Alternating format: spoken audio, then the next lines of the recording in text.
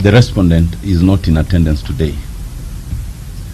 There are two primary issues on that. The first one, Mr. Chairman, allow me to introduce to you a letter from Dr. Eric Munene Muriuki,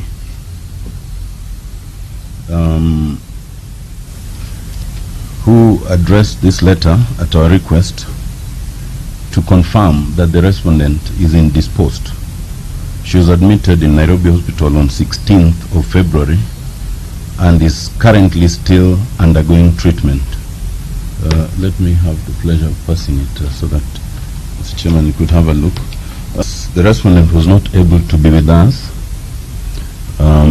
We did not get that letter to be addressed any earlier because being indisposed, it is not predictable as to when she would be in a position to be discharged or to attend. And it is only when we confirmed as of yesterday that it was not possible for her to be discharged as yet that we invited the doctor to pen that letter, which we now produce before you. And it means at our inquiry the doctor was not able to give us any indication as to when she would be available.